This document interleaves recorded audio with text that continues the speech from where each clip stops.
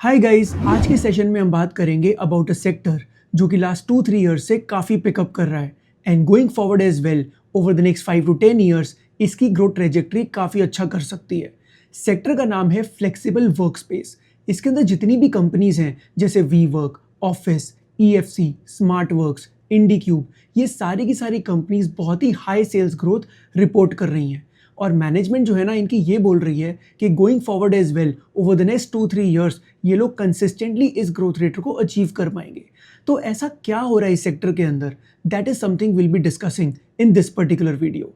देखो हुआ क्या है ना गाइस, कोविड के बाद से ना एक बहुत ही मैसिव शिफ्ट आया the way people are working. क्योंकि हुआ क्या था, कोविड जो था वो एक once in a lifetime kind of an event था। उस पॉइंट ऑफ टाइम पर बहुत सारी कंपनीज किस तरीके से ऑपरेट करती थी कि वो अपना खुद का ऑफिस लीज पे खुद लेती थी, उसको खुद बनवाती थी, इंटीरियर खुद करवाती थी, सब कुछ खुद कराने के बाद then they used to hire people and they used to come into India and rather come into those offices and start working. इस तरीके से ओवरऑल सिस्टम चलता था।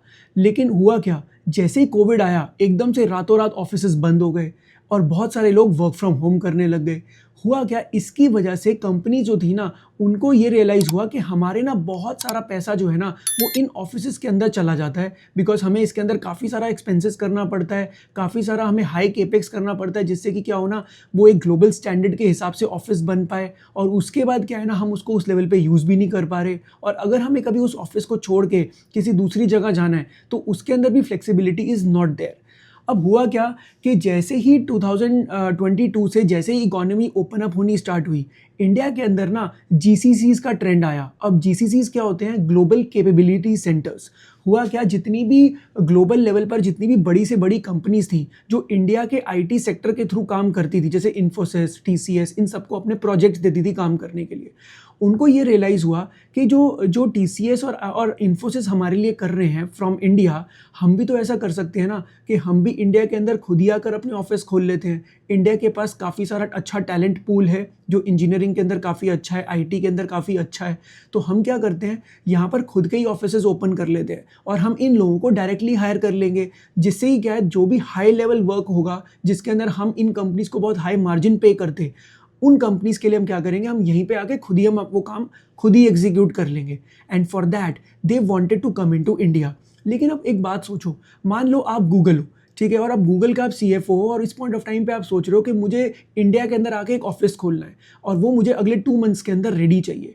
अब आप ये सोचो, do you really have the time कि आप जाके लैंडलॉर्ड से बात करो, अलग अलग जगहों पे प्रॉपर्टीज़ को देखो, फिर उसके बाद ये देखो कि लीज रेंटल्स कहाँ पर कैसे चल रहे हैं, कैसे नहीं चल रहे, फिर फर्नीचर कैसा होगा, इंटीरियर डिज़ाइनिंग कैसे होगी, सारा मेंटेनेंस कैसे होगा, इलेक्ट्रिसिटी का काम कैसे होगा, प्लम्बिंग का काम कैसे होगा, टेक इनेबल कैसे किया जाएगा, ग्लोबल स्टैंडर्ड्स के लेवल पर मैं अपने ऑफिस को कैसे दिखा सकता हूँ, बिकॉज मुझे अपने जो मेरा हेडक्वार्टर्स रहेंगे US के अंदर, मुझे उसके कंपैरिजन में एक स्टैंडर्ड भी मेंटेन करना पड़ेगा।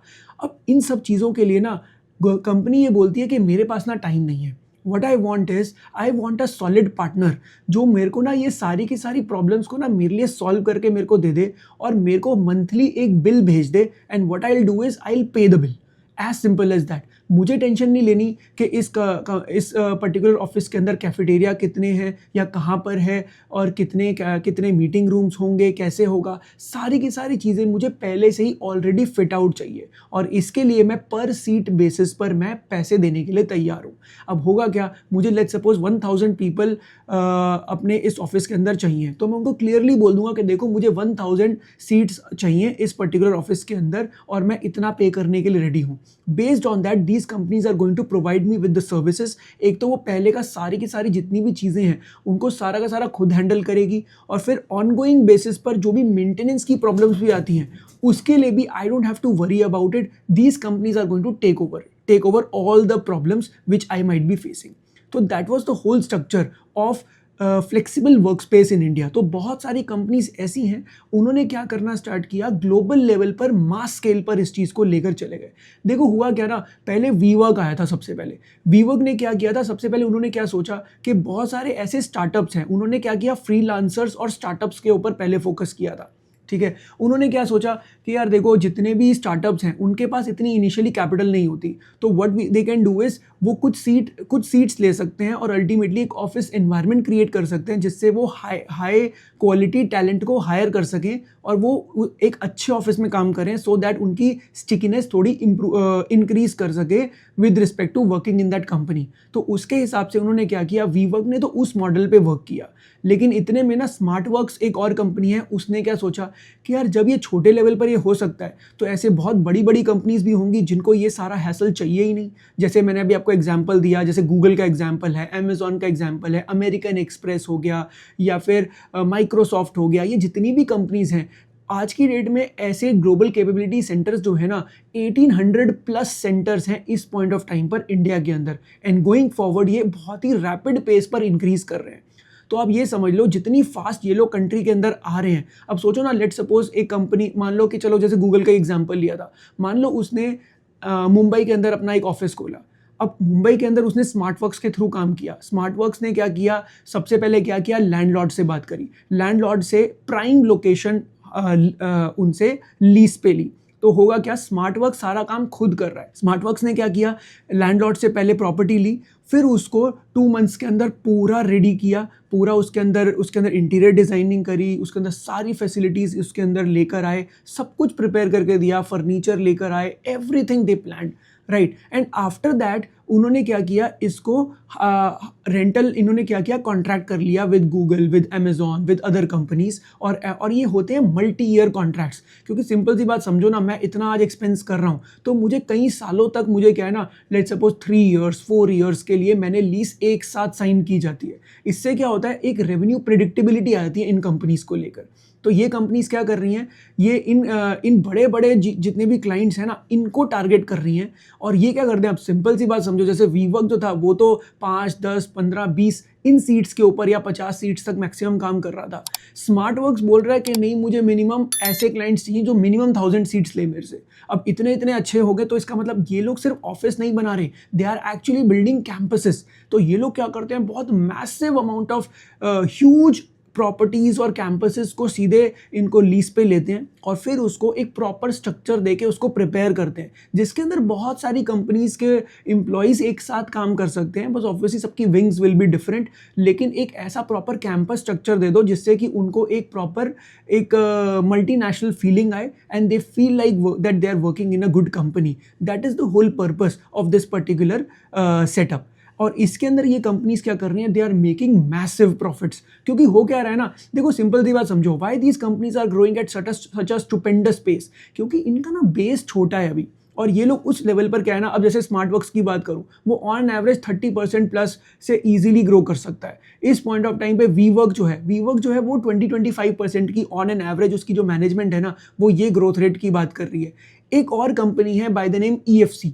अब EFC जो है ना, वो क्या करती है, वो थोड़ा सा डिफरेंट प्ले करती है। देखो जैसे स्मार्टवर्क्स जो है ना, जैसे मैंने आपको बताया कि वो तो क्या कर रही है, बिल्कुल टॉप लेवल के जितने भी क्लाइंट्स हैं। अब देखो जो टॉप लेवल का क्लाइंट है उसको तो प्राइम लोकेशंस चाहिए, ठीक है ना, उसको एकदम प्रॉपर एकदम पीक लोकेशंस चाहिए, and they are ready to pay top dollars for it as well, and that is why Smartworks ने वो वाली नीश को पिकअप किया हुआ है।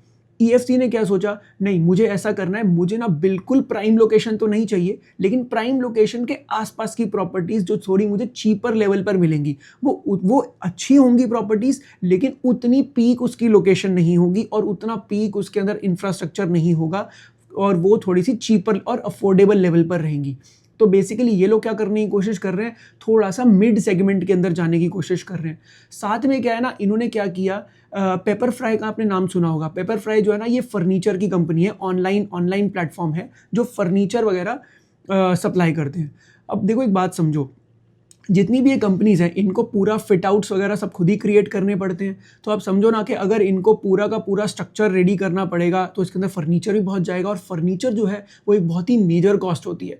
एंड EFC जो है ना, बेसिकली वो एक काफ़ी कॉस्ट कॉन्शियस कंपनी है। मतलब ये समझ लो, इसकी मैनेजमेंट मल्टीपल टाइम्स अपनी कॉन कॉल में एक ही बात बोलती है, we want to work on margins, we want to maintain our margins properly, we want to be extremely efficient when it comes to cost. तो उसके लिए उन्होंने क्या सोचा, देखो अगर ये बाहर से फर्नीचर खरीदेंगे तो obviously those people are also going to take their margins. इन्होंने क्या किया, पेपर फ्राई के साथ जॉइंट वेंचर कर लिया। इससे क्या है, फर्नीचर जो है ना, फर्नीचर की जो कॉस्ट है वो इनकी कंट्रोल में है, जो कि एक बहुत ही मेजर कॉस्ट है as I have just said. तो इससे क्या हो रहा है ना, ये लोग क्या कर रहे हैं, कॉस्ट कॉन्शियस लेवल पर काम करके और ऐसे टाइप की सेगमेंट को जो थोड़ी स्मॉल एंड मीडियम एंटरप्राइजेज हैं, कंपनीज या इंडियन कॉर्पोरेट जितनी भी हो गई, जो उतना हाई लेवल का पे नहीं करना चाहती, उन कंपनीज को टारगेट कर रही है ये पर्टिकुलर कंपनी। ऐसी एक और कंपनी है ऑफिस करके, वो भी AWFIS करके इसका नाम है। बेसिकली ये कंपनी क्या करती है, ये कंपनी जो है ना, ये भी एसेट लाइट मॉडल पे ही वर्क कर रही है, ठीक है। मतलब बेसिकली क्या है ना, एसेट, व्हेन आई से एसेट लाइट, मतलब खुद का ऑफिसेज नहीं खरीदते। जैसे EFC जो है ना, वो काफ़ी सारी प्रॉपर्टीज़ खरीद भी लेती है। अब एक बात समझो, अगर प्रॉपर्टीज़ आप एक एक खरीदने लग जाओगे तो लॉजिकली सोचो कि it is going to create a lot of initial capex, बहुत सारा आपका कैपिटल जो है वो इसके अंदर स्टक हो जाएगा, डेफिनेटली स्टक हो जाएगा। लेकिन इसके अंदर ना, इसके प्रॉज एंड कॉन्स दोनों हैं। या लॉजिकली एक बात समझो, अगर आप लीज पे प्रॉपर्टी लेते हो तो जब तक लीज, अब मान लो आपने लेट्स सपोज 5 ईयर्स की आपने लीज ली और उसके बेसिस पर आपने वो पास ऑन तो कर दिया, अपने जो भी कॉस्ट होगी प्लस अपना मार्जिन्स रखने के बाद आप क्या करोगे, रेंट आपने चार्ज कर लिया फ्रॉम दीज GCCs। लेकिन होता क्या है ना, द मोमेंट लैंडलॉर्ड को ये रियलाइज हो गया कि नहीं यार, मेरी प्रॉपर्टी जो है वो काफ़ी चल रही है, नेक्स्ट टाइम जब रिन्यूअल का टाइम आएगा ना, वो अपने प्राइजेस जो है ना उसको इंक्रीज कर लेगा।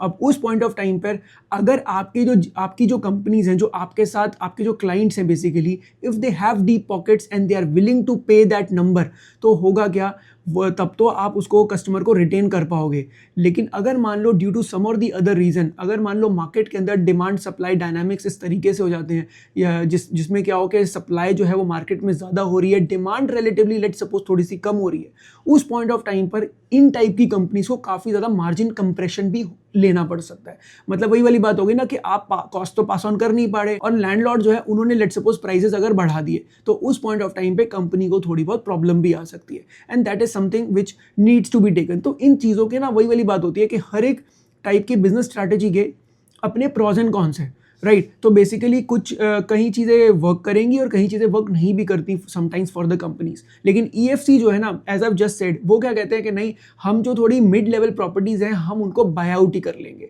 लेकिन ऐसा भी नहीं कि वो सबको बाय आउट ही करते हैं, कुछ प्रॉपर्टीज़ को बाय कर लेते हैं, कुछ प्रॉपर्टी को लीज भी करते हैं। वही वाली बात हो गई ना, मुझे ये प्रॉपर्टी चाहिए लेकिन वो लैंडलॉर्ड बेचने को रेडी ही नहीं है, तो उस पॉइंट ऑफ टाइम पे क्या करेंगे, उस पॉइंट ऑफ टाइम पे ये लोग लीज पे ले लेंगे। और कई बार ये लोग ऐसा भी करते हैं, ये लोग प्रॉफिट शेयरिंग में या रेवेन्यू शेयरिंग पे भी काम कर लेते हैं। Like for example, let suppose कि मैं मान लो EFC हूँ और लेट सपोज आप जो हो वो एक लैंडलॉर्ड हो, ठीक है। अब आपको ही पता है कि यहाँ पर प्रॉपर्टी की डिमांड है, तो आप क्या बोल रहे हो कि हम एक काम करते हैं, हम रेवेन्यू शेयरिंग करेंगे, जो भी क्लाइंट आएगा, जो भी उससे कॉन्ट्रैक्ट होगा, उसके अंदर हम एक पर्टिकुलर शेयरिंग करके वी विल मेक रिटर्न्स। इससे क्या होगा, कंपनी को भी फायदा होता है कई बार अगर क्योंकि देखो कंपनी के पास अब क्या है ना, कंपनी को डायरेक्ट कुछ लीज पेमेंट्स नहीं करनी। अब वो जो कॉन्ट्रैक्ट से पैसा आएगा, वो उसके बेसिस पर लैंडलॉर्ड को भी पे किया जाएगा, और अगर नहीं आएगा तो नहीं दिया जाएगा। इसका मतलब थोड़ा बहुत रिस्क कौन ले रहा है, लैंडलॉर्ड भी ले रहा है। अब कई तरह के लैंडलॉर्ड्स होंगे जो बोलेंगे नहीं मुझे तो इसके अंदर रिस्क लेना है, और कई लोग बोलेंगे कि नहीं मुझे रिस्क नहीं चाहिए, आप मुझे एक फिक्स्ड अमाउंट ऑफ रिटर्न्स दे दो और बाकी का ऊपर जो भी प्रॉफिट्स हैं वो आप अपने पास रख लो। And that is also another kind of a model that these companies work for. तो बेसिकली ना ये सारे तरीके हैं जिसके थ्रू काम किया जाता है। एक तो होगा कि देखो आपने क्या किया, लीज पे लिया और आपने आगे दे दिया, after all the fit outs and interior designing सब कुछ करवा कर दे दिया। फिर कई बार क्या होता है, यही कंपनी बोल देती हैं, जो GCCs है वो बोलती हैं कि नहीं आप मेंटेन भी करके दो प्रॉपर्टी हमें अगर ऑनगोइंग बेसिस, अगर मान लो कोई इलेक्ट्रिसिटी कुछ प्रॉब्लम आ जाती है या कोई प्लम्बिंग में प्रॉब्लम आती है, कुछ टेक के अंदर प्रॉब्लम आती है, क्योंकि ये लोग क्या करते हैं ना, ये लोग टेक प्लेटफॉर्म भी साथ में देते हैं। ये वही वाली बात हो गई, जैसे फॉर एग्जाम्पल अगर आपका कोई एम्प्लॉय जो है उसको चेक इन करना है, तो उसको या तो कार्ड बेस्ड या ऐप बेस्ड सिस्टम के थ्रू उसको चेक इन करवा कर देंगे, CCTV इनेबल्ड होगा, मीटिंग रूम बुक करनी है तो आप ऐप के थ्रू बुक करके कर सकते हो जिससे कि कोई हैसल ना हो। All those kind of structures basically ये क्या करते हैं, ये सारी कंपनीज खुद ही टेक इनेबल भी करके देती हैं। तो इस पॉइंट ऑफ टाइम पे स्पेसिफिकली ये स्मार्ट वर्क्स इसके अंदर बहुत अच्छा काम कर रहा है, क्योंकि ये करता भी हाई एंड क्लाइंट्स को ही केटर कर रहा है। तो इस पॉइंट ऑफ टाइम पर उसको ये सारी सर्विसेज वैसे भी देनी ही पड़ती हैं। अब ये जितनी भी सर्विसेज है ना, ये काफ़ी हाई मार्जिन सर्विसेज रहती हैं और इसके अंदर कंपनीज बहुत अच्छा मार्जिन भी अर्न कर पाती है। तो that is something which is quite reassuring for these businesses, क्योंकि जितनी भी ये कंपनीज हैं, जीसीसीज जो हैं, वो बेसिकली इनको कोई भी हैसल चाहिए नहीं। What they want to do is they want to open a centre in, let's suppose in Mumbai, ठीक है। अब उन्होंने मुंबई में सेटअप करके देखा, इफ थिंग्स वर्क आउट, फिर वो क्या कहेंगे, चलो ठीक है हम बैंगलोर में भी एक ऑफिस खोल लेते हैं। लेट्स सपोज उनको किसी एरिया से अगर उनको लग रहा है कि नहीं हमें यहाँ से मूव करना है, they can very easily move with in the client network. मतलब वही वाली बात होगी ना, जैसे स्मार्ट वर्क कोई बोला कि यार देखो हमें यहाँ वाला ऑफिस खाली करना है, we want to move to some other. अब होता क्या, क्योंकि स्मार्ट वर्क का जो ओवरऑल नेटवर्क जो है वो अक्रॉस द कंट्री है। और देखो अक्रॉस द कंट्री की अगर मैं बात करूँ ना, तो 4 मेजर प्लेसेस हैं जहाँ पर मेजरली आज की डेट में फ्लेक्सिबल वर्क स्पेस या को वर्किंग स्पेस चल रहा है। जैसे सबसे बड़ा जो मार्केट है ना, दैट इज़ बेंगलुरु, ठीक है। अराउंड 29% मार्केट जो है वो बेंगलुरु की मार्केट है, ठीक है। उसके बाद आता है दिल्ली एनसीआर 16-17%, उसके बाद आता है पुणे अराउंड 16%, फिर आता है मुंबई अराउंड 12%। तो ये अगर ये 4 सिटीज़ को ही, अगर मेन सिटीज़ को ही मिला लेना, तो अराउंड 60-70% जो सप्लाई जो है ना को वर्किंग स्पेस की, वो इन 4 सिटीज़ के अंदर ही आ रही है। तो वही वाली बात हो गई, इन्हीं सिटीज़ के अंदर अभी के लिए ये सारी कंपनीज जो है ये ज़्यादा एक्सपैंड कर रही हैं। That is something which is happening. अब गाइस हो क्या रहा है ना, देखा जाए तो अगर मैं इंडस्ट्री की बात करता हूं, तो industry is performing well right now and the sales growth is also happening at a stupendous pace. मतलब आप ये समझ लो कि ग्रोथ रेट मैनेजमेंट क्लियरली बोल रही है कि हमारे पास जो अगले 2 साल तक का जो हमारे पास कैंपसेस हैं वो पूरे प्रिपेयर्ड हैं, हमारा काम चल रहा है, हमारे कॉन्ट्रैक्ट्स और ऑल्सो इन प्लेस। जब मान लो एक बात सोचो, आपको प्रॉपर्टी मिल चुकी है, आने वाला कॉन्ट्रैक्ट भी आपका सेट है, इसका मतलब हो क्या रहा है, आपके रेवेन्यूज जो है ना वो ऑलरेडी लॉक्ड इन है। अगर रेवेन्यू लॉक्ड इन है, इसका मतलब इनकम की सर्टेनिटी बनी हुई है इस पॉइंट ऑफ टाइम पर। इसका मतलब बिजनेसेस जो है उस लेवल पे तो बहुत अच्छा परफॉर्म कर रहे हैं।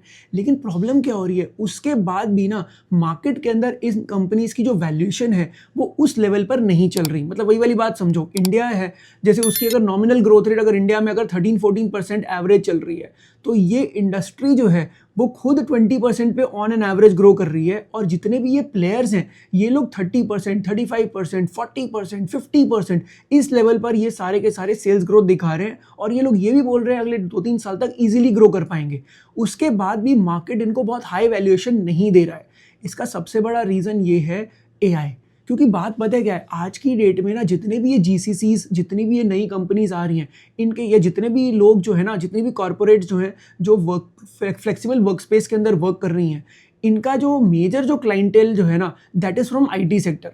और आप ये तो सुन ही रहे हो कि आईटी जो है ना उसको बहुत प्रॉब्लम्स चल रही हैं स्पेसिफिकली इन इंडिया। और अगर एआई आ जाएगा तो होगा क्या, सबसे पहले किस चीज़ पे इम्पैक्ट पड़ेगा, with the number of people who can start working और इन अ कंपनी। कहीं ऐसा ना हो कि आने वाले टाइम पे ले ऑफ्स बहुत ज़्यादा हो जाएं। अगर ले ऑफ्स बहुत ज़्यादा हो गए तो उस पॉइंट ऑफ टाइम पे what is going to happen, सबसे पहली चीज़ क्या होगी कि इन कंपनीज, क्योंकि ये तो सीधे सीधे बोल देंगे ना कि यार हमें और सीट्स नहीं चाहिए। ऑब्वियसली ये मैं मानता हूँ कि इनके जो कॉन्ट्रैक्ट्स होते हैं वो कुछ सालों के होते हैं। मान लो 3 साल तक का कॉन्ट्रैक्ट है, अब 3 साल तक तो इनको 1000 सीट्स के लिए पे करना पड़ेगा। लेकिन 3 साल के बाद ये लोग क्लियरली बोल सकते हैं कि नहीं मुझे 1000 सीट्स नहीं चाहिए, मुझे 600 सीट्स ही चाहिए। But what these companies are going to do, और इतने में आप ये समझ लो ओवरऑल मैसिव सप्लाई बहुत ज़्यादा आ रही है, क्योंकि बहुत सारे फ्लेक्सिबल वर्क स्पेस के अंदर जो कंपनीज है ना वो बहुत मैसिवली एक्सपैंड कर रही हैं। गोइंग फॉरवर्ड अगर ऐसा हुआ कि सप्लाई बहुत ज़्यादा हो गई और डिमांड उस लेवल पर नहीं आ रही, तो these companies and actually face a lot of problems going forward.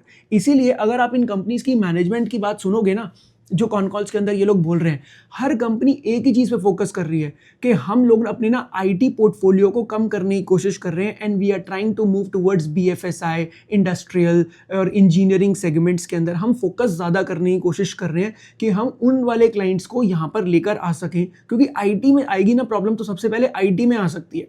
लेकिन अगर ये लोग क्या बोल रहे हैं, अगर गोइंग फॉरवर्ड ये लोग इंजीनियरिंग में शिफ्ट करेंगे तो कहीं ना कहीं जो मार्केट जो है उसको ये रियलाइज़ होगा कि यार गोइंग फॉरवर्ड शायद ये अपनी जो रेवेन्यू प्रेडिक्टेबिलिटी जो आज हमें अगले 2 साल तक की तो दिख रही है, ये आगे भी कंटिन्यू हो पाए। और अगर ऐसा हो पाएगा तो जाकर मार्केट जो है ना इसको बहुत हाई वैल्यूएशन दे देगी। मतलब this is one of the rarest examples जहाँ पर कंपनी कंसिस्टेंटली अच्छा परफॉर्म कर रही है, but market is scared, market is jittery कि इस पॉइंट ऑफ टाइम पे करें क्या।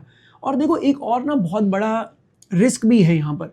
अब मान लो जैसे for example specifically for a company like Smartworks, क्योंकि होता क्या है ना, मान लो कि जैसे 1000 सीट्स ले रखी हैं, राइट। अब 1000 सीट्स जो है, अब एकदम से लेट सपोज एक कंपनी आके बोलती है कि नहीं मुझको तो यहाँ से मूव करना है और I am going out of India. अब जैसे ही वो यहाँ से जाएंगे एकदम से और जैसे ही कॉन्ट्रैक्ट एक्सपायर होगा 1000 सीट्स एक साथ खाली हो जाएंगी। तो उस पॉइंट ऑफ टाइम पर इनके लिए एक बहुत बड़ा चैलेंज आ जाता है इन कंपनीज के लिए कि हम इसको फिल कैसे करें। और इन कंपनीज को अगर आपको चेक करना है ना कि इनका सबसे इंपॉर्टेंट ऑपरेटिंग मीट्रिक क्या होता है टू जज whether the company is going to do well or not is going to be their occupancy rate। क्योंकि वही वाली बात हो गई, लेट सपोज मेरे पास एक कैंपस है जहां पर लेट सपोज 10,000 सीट्स है। अब 10,000 सीट्स के अंदर मैं कितनी ऑक्यूपेंसी रेट, लेट सपोज मेरा 70% है, मतलब 7,000 सीट्स जो है वो तो मेरी आज की डेट में चल रही है। और गोइंग फॉरवर्ड क्या मैनेजमेंट इसको पूरा फुलफिल कर पाएगी? और अगर उसको फिल कर पाएगी तभी तो जाके मेरी प्रॉफिटेबिलिटी बढ़ेगी। Guys you need to understand one thing, ये जो कंपनीज है ना इनकी फिक्स्ड कॉस्ट तो इनके फिक्स कॉस्ट बहुत हाई है, क्योंकि एक बार इन्होंने लैंडलॉर्ड को जो पैसे देने के लिए कमिट कर दिया वो तो इनको देना ही है। लेकिन अगर मान लो ये आगे जाके कॉन्ट्रैक्ट नहीं कर पाए बड़ी बड़ी कंपनीज के साथ और इनकी सीट्स खाली रह गई तो अल्टीमेटली फिर ये उसके ऊपर इनकम अर्न नहीं कर पाएंगे। But that does not mean that they don't have to pay to the landlords. तो होगा क्या ना, इनको लैंडलॉर्ड को तो पे करना ही पड़ेगा, इनकम नहीं आ रही है।